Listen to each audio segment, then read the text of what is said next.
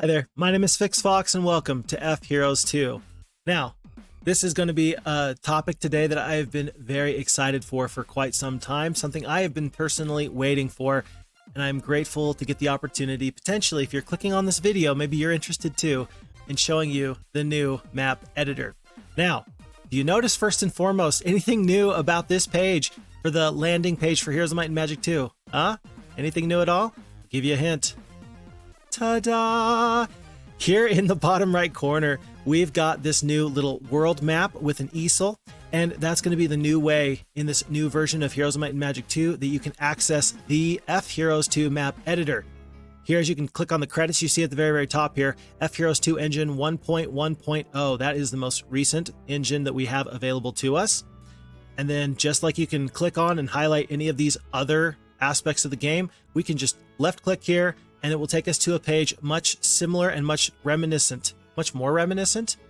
It reminds me of the original Heroes of Might and Magic 2 map editor.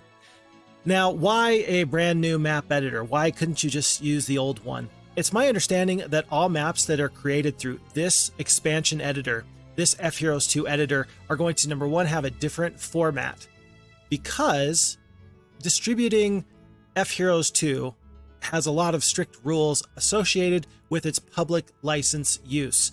And in the ways that they can get around that, and they can potentially make a new map for consumption of the FHeroes2 community, in the ways that the team can create a campaign, they have to basically have their own map making system, so that way they can generate new maps and release it all together. Of course, you as a fan could of course made maps and then loaded them in through FHeroes2, but this is the official way that abides by all the rules and regulations, and the FHeroes2 team, I believe, has done a very good job of making sure that they are strictly sticking by the legalities associated with it. And so it was important to have a new map editor so they can come out with a campaign. I bet you they've been working on that for a while, but now the map editor is ready just for our personal use. I believe that this is going to be a good time for us to just go through together and explore. I don't have any plans. I'm just here to explore.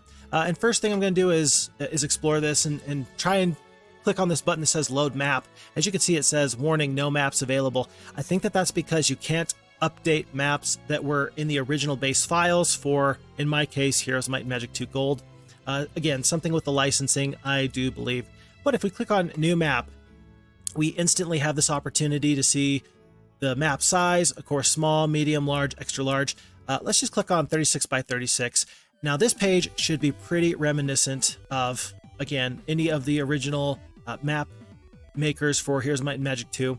But the interface here on the right-hand side is immediately very much different. So let's just go through this one by one. In this very top upper left section here, we've got our tile set. This is where you can put down whatever kind of, I don't know, what do we call it?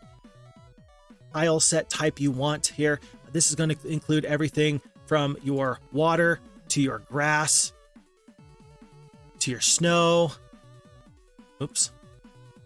to of course swamp, lava, desert, dirt, wasteland, and beach. So this is the palette that you can use to actually put some stuff down. As you can see, we've got this really tiny little section that we can put down some tile set for. We've got a slightly larger, this looks like, assuming that this is a 1x1 tile, this is a 2x2 tile. You got a, what's that, 3x3 tile, so 9 squares total. And then this is new, and this is so very interesting. This feature here, you click this, and this is your click and drag function. And this will turn whatever you want into the tile set as you click and drag. I believe that this would knock the socks off of some of the best original OG map makers that wish that they had this back in the day.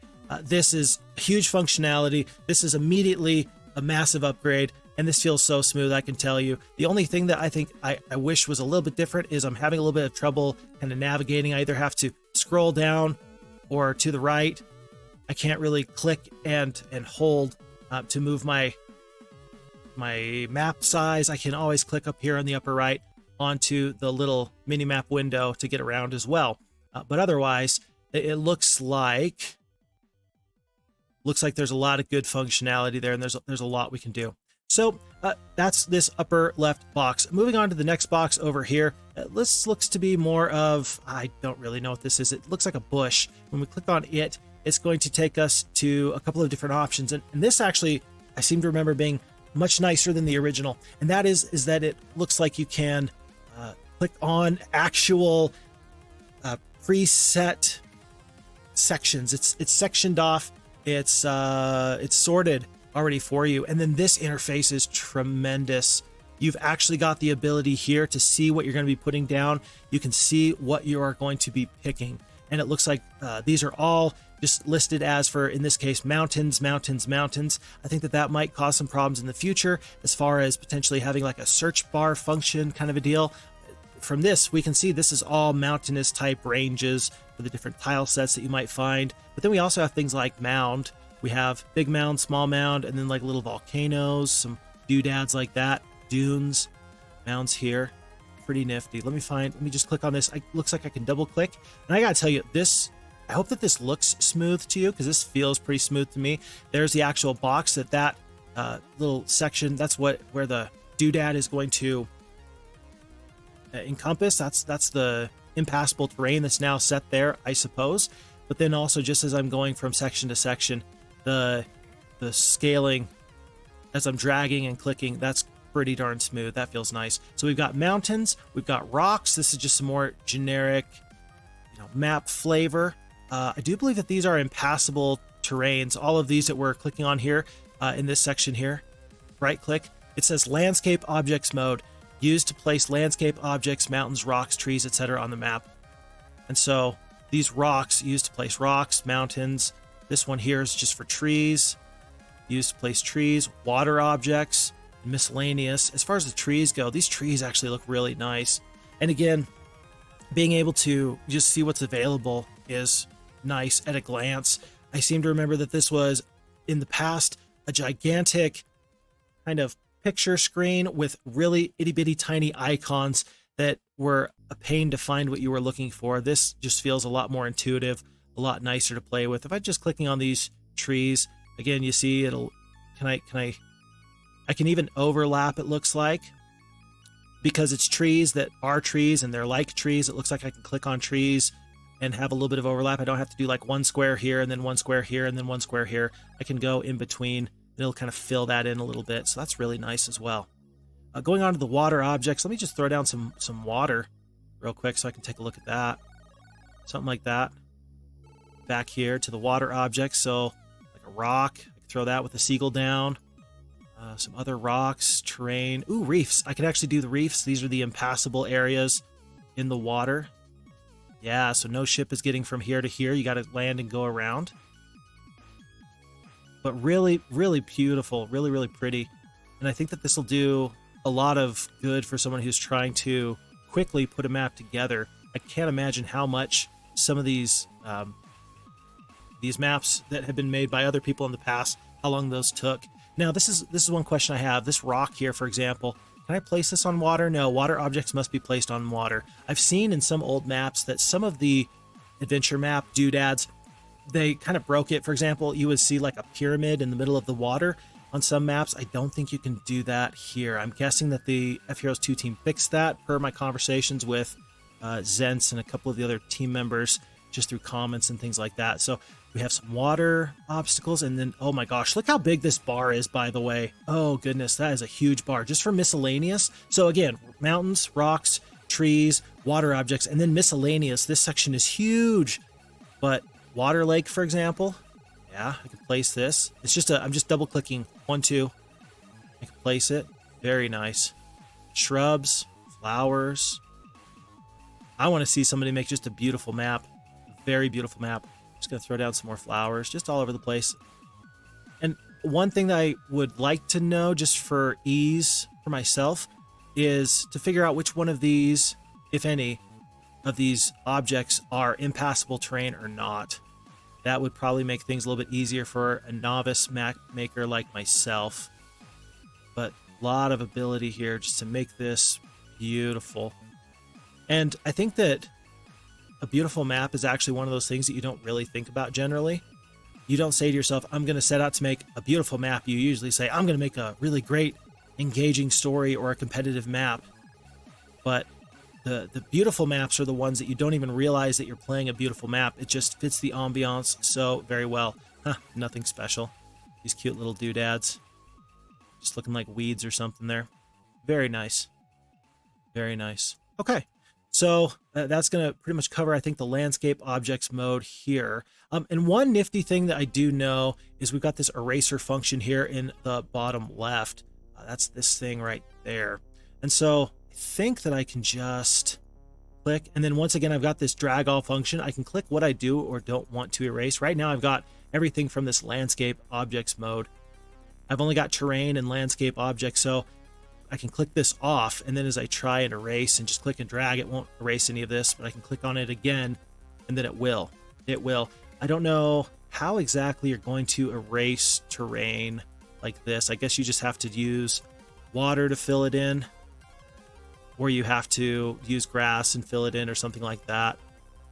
I kind of missed my water. I liked the water there. Okay. So, but the eraser, it's got some really good functionality. That's just a good thing to look at right now, I think. Okay. Now in the upper right corner, we've got this other new little doodad here. What is this? If I right click here, it says detail mode. By the way, FHeroes2 team, great job for using the left click, right clicks. Anytime I need more information, I feel like the right clicks are always really useful for FHeroes2, whereas they weren't so good with just the base level game. But this is the detail mode used for special editing for action objects. I think that that's things like signs. I think that that's things like, I don't know, other creatures and stuff. I don't think that there's any of these miscellaneous landscape objects that require a detail, but some other things will. So let's move on. We'll come back to the cell detail section and we'll go from there. And then here we have the adventure objects mode. This is going to be right below all this other stuff. As you can see, we're clicking on that. And this is going to be things like artifacts, dwellings, mines, power-ups, treasures, water objects, and miscellaneous. I feel like miscellaneous as a catch-all is really good, but I'm worried that the miscellaneous section is once again going to be really big. It looks like it is. Then again, it looks like at least a quarter of this is all filled up with barriers, which given now how many different types of barriers there are, it seems like a pretty reasonable thing. Let's see. This is again a vast improvement from the original game editor. It was all little icons, yes, kind of like this, but it wasn't in a scroll adaptive bar. It was just, you know, one right after the other, and they were itty bitty little teeny tiny boxes. It was really hard to navigate. It was so hard to find the exact one that you wanted. Again, this might be a time where I'm hoping that there's going to be a search function at some point. Maybe like right here, I can just click on it and I can just type whatever I'm looking for.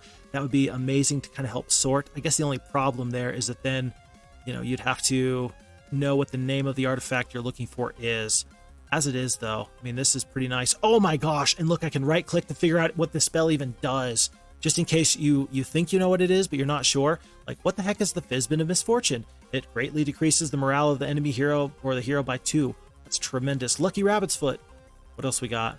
Statesman's Quill. What else we got? Holy Hammer. You know, that is tremendous. Oh, and this one, when I right click here, it just says random artifact, minor, major, treasure, ultimate artifact. And so I know that there are 3 classifications of artifacts. You can just do any kind of random artifact and it'll just be some artifact. It doesn't tell you if it's going to be tier 1, 2, or 3. You can always place down the ultimate artifact. Oh, and this is probably going to be a good time. I can click on this cell details box. Just click here on the ultimate artifact. Set random ultimate artifact radius. I'm going to say that here is where the ultimate artifact is going to be, but it's going to be somewhere within 10 spaces of this spot right here. So good use cases there, but good functionality with the artifacts. And then as far as these dwellings, you know, it's nice to actually see this. It's nice to actually see all the different types of dwellings right here, right now, because sometimes I forget. Whoa, that's new. A what? Hold on. A graveyard? What have you guys been cooking up? Look at this. Do you see that? The graveyard. That is not in the base game. This is a new thing, and it's there for grass, snow, and desert. Are you going to be able to recruit the zombies? Is that what that is? And of course, this looks very different than this graveyard. This looks like an actual dwelling. graveyard shouldn't be a dwelling, should it? Because this should be a power-up because you defeat bad guys to get an artifact? That's a little interesting. Our favorite adventure map, dwelling, right there, of course. Interesting. But yeah, I lose track sometimes of how many different dwellings there are. So that's a pretty nifty section there. And then, of course, mines. This is really nice. Okay. So you have the appearance. So you got grass. You got the different tile sets here on the right-hand side. And so, of course, I can place down a snow lumber mill in the middle of grass. That's totally something you can do. But it looks like here on the left-hand side, you got your resource type. Interesting. And as you go through, it will update it for you to your different possibilities. That's super nifty. And then at the bottom, there's only two options. It's either the dirt abandoned mine or the grass abandoned mine. That's super cool. And so like here. Okay, cool. I like that. For more the swamp, the volcanic. Interesting. Very nifty. So this is a great user face. Again, I don't know if you even could pick which type of tile set the mine would reflect. I thought it just kind of adapted to whatever the tile set was that you placed the mine on in the past. And if you wanted to have, say, a volcanic ore mine for some thematic purpose in the middle of the desert, I think that it used to be that you would need to put down the desert and then put down the mine. It would adapt to the desert, and then you had to change the tile set under it back to whatever you wanted it to really be. You know, just some stuff that didn't really work very well. Maybe I'm wrong, but that's pretty darn nice. And then these power-ups. So yeah, artesian springs and fairy rings, oases, stuff like that. Very, very cool. Huh. Okay. It's like the Xanadu. Again, I'm just double-clicking all this and just plopping it right down. Good functionality. I'm just going to go a little bit quicker now. To the treasure, this is all listed out for you. And this is about as big of a scroll bar as I think I would love. When you get really huge scroll bars, it feels like a lot, but this is fine. This looks really nice. I never really thought of a genie lamp as being a random resource, but I suppose it counts, doesn't it? Double clicking. Once again, treasure can't be placed on the water. We can put gold everywhere. And then, of course, just random resources everywhere. Super cool. Let's try our eraser function real quick, just to make sure it works. Let's not erase treasure, though. Let's erase everything but treasure. Yeah, good functionality. Okay, great. And then the water objects, bottles. This is one that's interesting to me. This is where you input your bottle text. Help me. I am trapped at sea. And, oh my gosh, is that the Loch Ness Monster? Yeah, and this is the opportunity to make some really fun stuff happen. Oh, and this is interesting actually to me. So this bottle is here, and we go back. Let me put down another bottle. Let me just throw that down. And we also have this keyboard function here where you can click, and then you can bring up the actual keyboard just in case you're doing this, I think, on mobile. I think you can make maps mobile. I think you can make maps on mobile. You can be on your phone, on your tablet, and making maps. That's super cool. That's so cool. I mean, this kind of confirms that for me. I never really thought that you could do that, but that's interesting. What a good thing. Oh, and when I right-click on any spot, it'll tell me what tile it is. That's actually really useful. Say that I'm trying to make a map that's more or less mirrored. Yeah, 35 by 35. Here's my 0, 0. Then I can say, okay, I want to go however many tiles out. So 9 tiles out over here. And then from here to here, I want to go 9 tiles back that way. So it'd be 26. That's new functionality too. That's really excellent. And then, cool, derelict ships. How do I switch it? If I wanted to place it the other way, is there like a flip? I just hit F for flip. I didn't see that helping. Specs. Oh, specs. This is good. So in the very bottom of the deal here, like say right, I don't know, where is it? Help. Right down here. When I click on that, it actually gets me to something new. And that gives you the opportunity to name your map. So, Fixed Fox Paradise. Sure, why not? And then you can select the map difficulty. I mean, this doesn't doesn't do much except for just kind of give the player a good indication of what they can expect.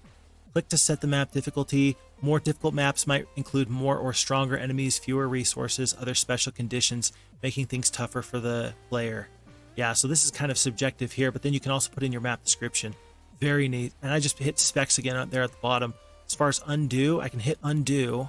That does what I would think it would do. Magnify, that's new. That's here as well. That is going to be more for just getting in and out, and it looks like I can go way back and about this far. I'd like to see it go closer, actually. That would be, well, would that be helpful for me? I mean, because really you are looking for a bird's eye view. This is probably actually, this is probably about as close as you'd want. Just knowing that this is the smallest type of map, that view all function, still really, really nice to have. Change between the zoom and normal view. Then undo, we've already seen what that is. New map, if I click on this, will it erase all this?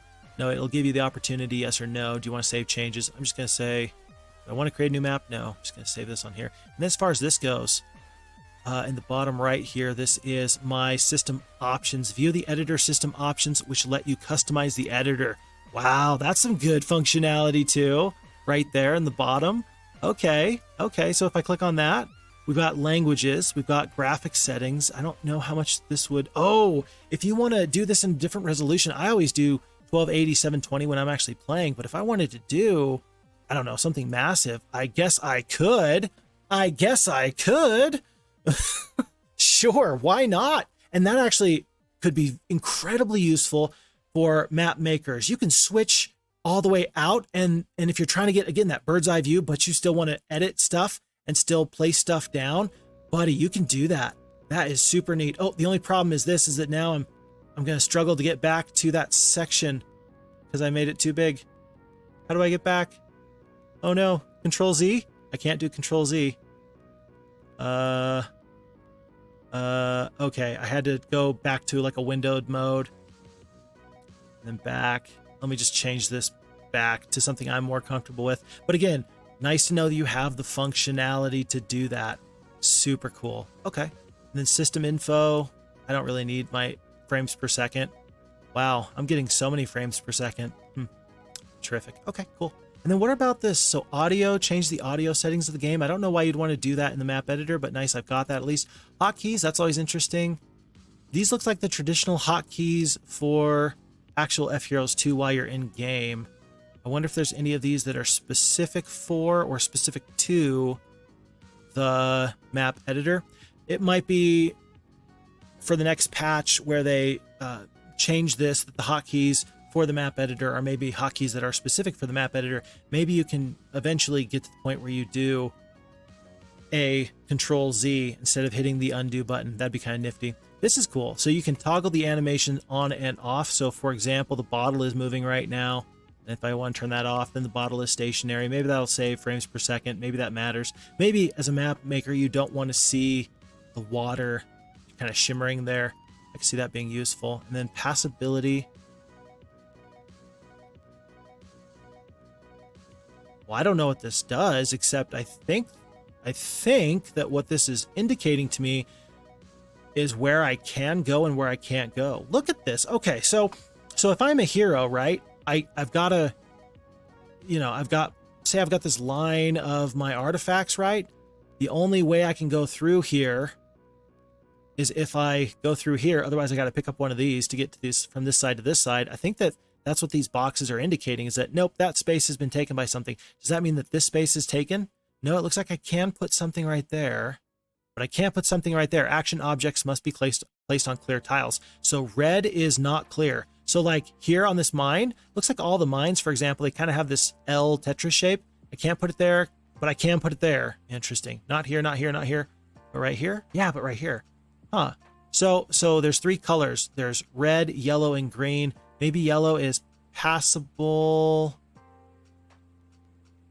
Well, no, but the resources are yellow. I'd love to have Zents or some of the other FHeroes2 members help me figure out what the red, yellow, and green are in a comment on this video. If you guys see this, I would appreciate just to kind of help explain this better than I am, because I'm just exploring this along with everybody else. But that's very nice when you're trying to figure out how your map can work.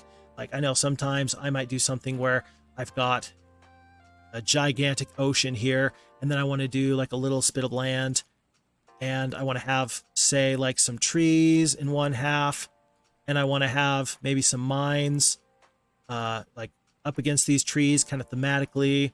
And so I'll do, you know, like an ore mine like right here. But then I also want to have like a monster in the very center that can guard kind of both sides. And then I can figure out what to do from there. But knowing is there room to land here and then walk around and actually get to that mine, rather than actually getting into the game and play testing it myself, I think that that's probably what this is, this passability, showing that, turning that on and off. I think that that's going to help you figure out where you can go as a player. That's interesting. So very cool. Then we do have these power-up objects, standing stones, temples, Xanadu. I guess we already talked about that one. Treasure, we've talked about that. Water objects. Oh, that's where we got to. We talked about that. And then miscellaneous. Yeah, windmills, oracles, obelisks, signs, lean-tos. I wonder, hold on. This lean-to, for example. So I put down the lean-to, and lean-to has no properties to change. So I can't like edit a lean-to. It's always going to be random what resources it gives. I can't say this lean-to will specifically give you this. This lean-to will specifically give you that.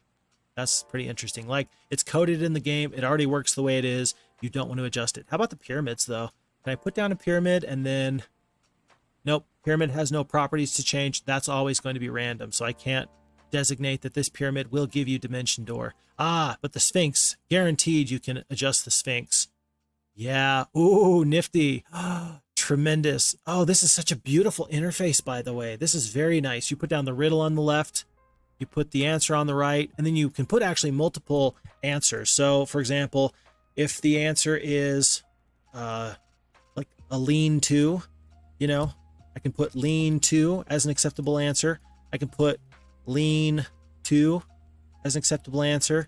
I could put weird little snow hut, you know, for the people that do know what it is or don't really know what it is or just kind of doing a guess. And it looks like very nice. This interface is so good. And of course I can type whatever number I want. Beautiful. And then, yeah, it looks like right now it's got the functionality to give you one artifact. That is how it worked in the base game as well. Very sweet. Okay, I like this. Good deal. Okay. So yeah, the miscellaneous objects and what you can and can't interact with. Oh, and these are my absolute favorites. If I'm going to be making a map, I want to make sure that the map has tons of these events, because that way you get to tell the story. A player steps on a certain event bubble, and then a new bubble, or that bubble will give them text like, oops. Did I just close this? Oh, let me get back. I just hit a hotkey and then I just killed my game. What? I don't know what button I hit, but I definitely just killed my game. So let's go back to here and just put down some grass, I guess. I don't know what I just did, but the game just closed. Might be a bug? Did I just do a bug? That would be fun if we found a bug just kind of on our first look here. The FHeroes2 team is always looking to make things better. And so if you find any bugs, I'm sure that they would appreciate you dropping them a mention in their Discord. Maybe I don't know what I hit. I don't know what I hit there. But you can do this and you can say Shift J. I did Shift J. That's what I did. Huh. Can I not hit Shift? Is that a hotkey that I'm unaware of? Okay, now we're just kind of playing around with this. Now we're just trying to get to the bottom of this. Vent. Okay. Drop it. Cell details. Left click. Message text. In the message box, I hit Shift J. Okay. That time, no problems. Did I hit something else? Did I hit...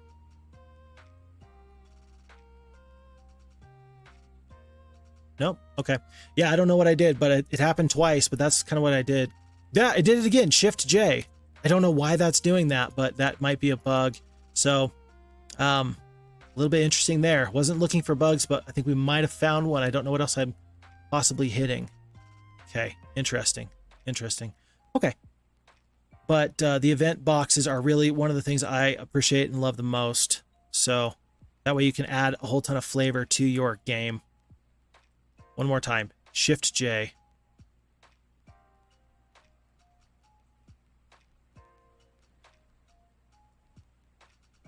Caps lock. Shift J. Okay. Maybe I'm hitting something else. I'm not sure what I'm hitting. I don't know what would just close my game from there. Okay. But then you get the opportunity to add, you know, hey, do I want this to be a one-time visit? Generally you do. Sometimes you're okay with it being not a one-time visit. If this checkbox is checked, the event will only trigger once. If it's not checked, the event will trigger every time one of the specified players crosses the event tile. Players' colors allowed to get the event. How do I change that? Player colors allowed. I think I probably need to throw down some actual heroes. So I got blue on the map right now. Aha. And then the box checks up and you can say computer colors or player colors. And that way you get some more control over who does or does not pick up these events. Very interesting. Okay. Really nice. Erase all that. And then any other miscellaneous things that I find interesting. Oh, the jail. Because you want to be able to adjust that. Ooh, beautiful. Okay, so you can select the hero. Any of these heroes. At some point, I'd love to see the ability to get these portraits. You know, if somebody wants to make their own portrait. Or, I mean, you take a picture of yourself and then you pixelate it kind of a deal. You scale it down and do some color matching and whatnot. That'd be kind of nifty to be able to put that in there. I don't know how you change the game up to upload your own personal hero profile, but for now I guess that the stand-in is just the nomad, and then you can increase or decrease. Okay, all this. Wait a second, hold on. So if I right click, it all goes away. So it's at 4010. If I right click, that all goes back to default. Can I get just nomads? No, I don't think you can. Huh. Oh, but right here you can say random. That's why it's a nomad. This is a knight hero. It's a random knight hero. It's a random barbarian hero, a random sorceress hero. Interesting. Or you can click on and pick the exact person that you want. And you can make it Tyro the knight. You can make Tyro the barbarian. And of course, that's important because then their starting abilities will be different. But also their skill progression is going to be different because barbarians get more attack skill, stuff like that. And then this is interesting. And then you can even figure out what secondary skills you want them to have. Oh, and this is nifty. Patrol. Set patrol radius in the tiles. So this hero, once he is taken, unless he is I'm guessing that unless the player picks him up, if the AI picks him up, the AI can only move him 10 tiles away from this spot. So 1, 2, 3, 4, 5, 6, 7, 8, 9, 10, just like in a circle around there. But if the player gets him, I don't think that you're bound by that patrol radius. That's just for the AI to kind of keep in mind. So that's interesting too. Cool. Anything else here? Nope, just tents and stuff. Traveler's tent. Traveler's tent. Yeah. Okay. And this is actually kind of interesting to me, the barriers. The barriers are only like a 1 hex kind of space here. And so that's going to be important. But with pathfinding on, that's going to be useful to make sure that you actually make it so you don't have to walk like right around the barrier. Like you actually have to go through the barrier. That'll be pretty nice to have that happen. Okay, so the miscellaneous tab, we just did all of that. That was pretty nice. And then let's see, moving back into this section here, what's this going to be? This one's going to be for Kingdom Objects mode, and we've already used that to kind of place heroes down, and we see you can just choose different types of heroes, all the different colors, blue through purple. And then for this, towns. Interesting. What a good interface. What a smart interface. Neutral, blue, green, red, yellow, orange, purple. Okay. And so then I want this to be a neutral night town. And so you can see that the flags are gray. It looks like I can make it either a castle or a town. I can hit cancel just so I don't do anything. Then of course, just to hit OK. And I can plop it down. Interesting. Very nice.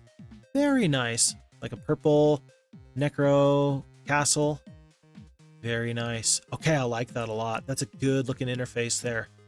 Real quick, I just got to show you this because I completely missed it and I needed to come back and redo this part. As far as editing the castles, this is pretty darn important.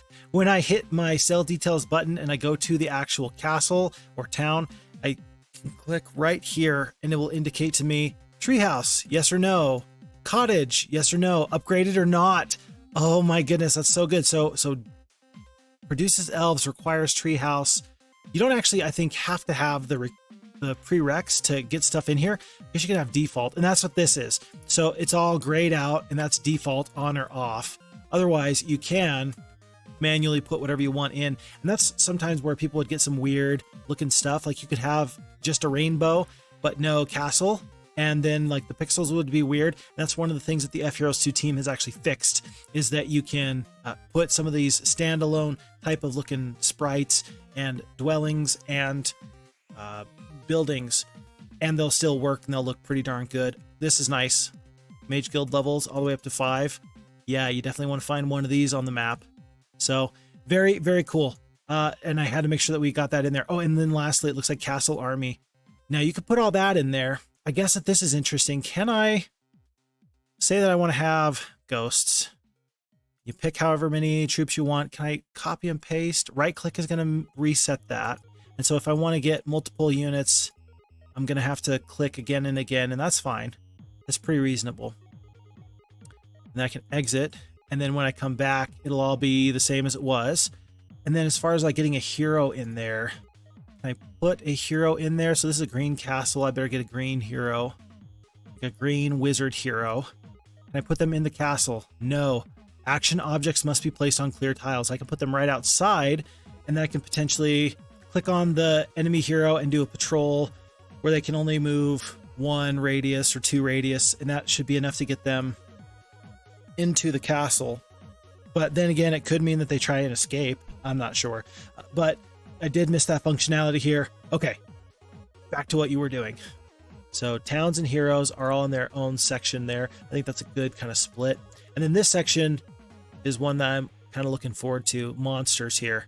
So, and that one's just right next to that in this section right there. So monsters, click here to select a monster. The very first time you click off and then click back on, it'll pop up. If I hit cancel and I'm just on here and I don't have a hero selected or a monster selected, I can click on this little box. Again, search function would be awesome, I think. At least it is grouped by faction. And then I assume that it's neutral creatures at the bottom. It is. And then random monsters. Just, it could be any like level of difficulty monster there. So on. Random monster 2. Interesting. Can you put monsters cannot be placed in the water? Okay. And that's actually kind of interesting to me. I'd like for, I don't know, I think it'd be interesting to have at least one type of monster that could be placed in the water. Just for some thematic elements, like, hey, I want to travel by boat, but I want you to have to fight in the boat and fight these whatevers, you know, that could be nifty. Again, I think that was possible in the original, but not possible here. Okay, so the monsters, that seems, again, all of this really feels intuitive. I don't feel like I'm doing anything special here. Stream mode allows you to draw streams by clicking and dragging right there.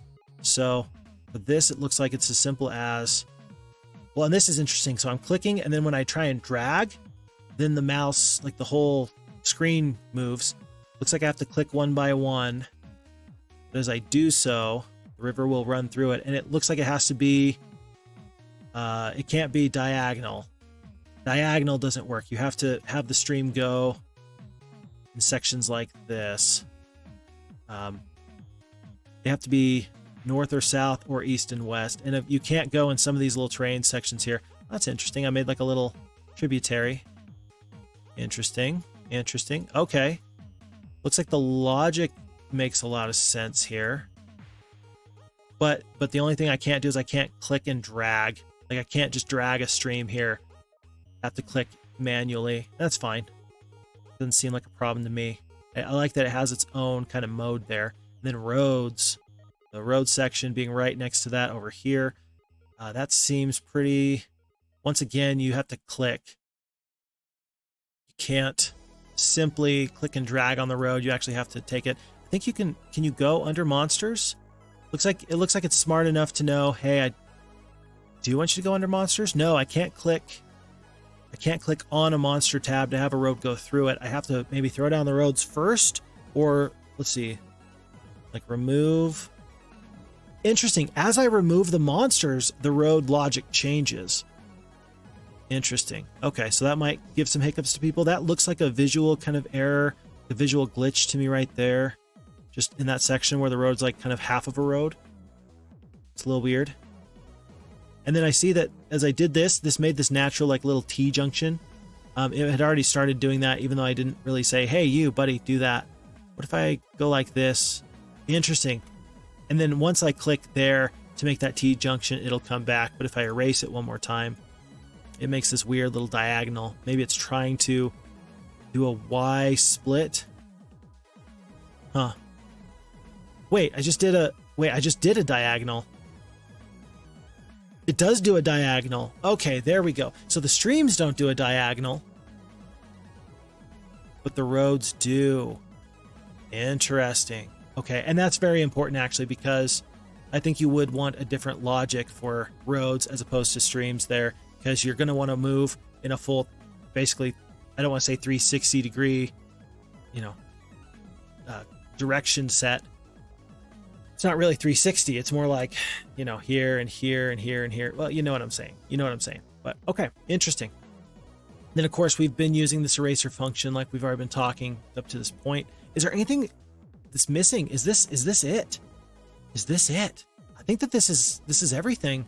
And I don't feel cheated at all. It's just interesting to see everything be so very easily accessible,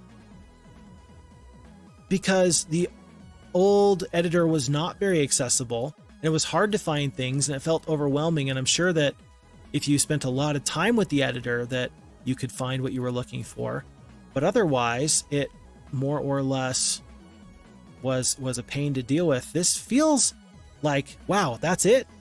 And that actually I think is good interface design. That means that you've kept it very simple, and it's easy for an idiot like me to just pick up and go. So somebody who has no experience really making these maps, an absolute novice, that is tremendous. Okay, so I don't think that we need to labor the point anymore. I don't think that we've missed anything here. We've talked about the terrain mode tab, landscape objects mode, detail mode, adventure objects mode, kingdom objects mode, monsters mode, streams, roads, and the eraser tool. I don't see anything else here. We've talked about a whole bunch. This has been fun kind of exploring this. Magnify, undo, new map, specs, file save options, system options. Yeah, you can save and load. Interesting. But that's it. And again, the simpler, the better. Folks, I hope that you take the time to go and make yourself a map and make something that you're going to have whole tons of fun with. If you are interested, I know that on the FHeroes2 Discord that they've got a new section that is simply titled Maps, so that way you can share maps, you can talk about maps, and it's already gotten some good activity, even though this was just released 1 or 2 days ago. And so very interested to see what the community comes up with. And I do believe that the plan is, and don't quote me on this, but I think that the plan from the FHeroes2 team is to have at some point some of the FHeroes2 community maps being part of the actual game. When people download FHeroes2, it comes with a few other preloaded maps, much in the way that Heroes Gold with the expansion actually had some maps made by the community and not the actual developers of Heroes of Might and Magic 2 in the first place. I think that FHeroes2 is going to do that same thing, where if a map is so good that it should be there for every single fan of Heroes of Might and Magic 2, I think that that might get included in the future. And again, they can do that because of the licensing, and they can do that because this map editor makes that possible to still abide by those rules. Folks, my name is Sphinx Fox. Thank you so much for the time with being here with me today. And I plan on seeing you in the next one. Until then, take good care of you, your family, and friends. See you around.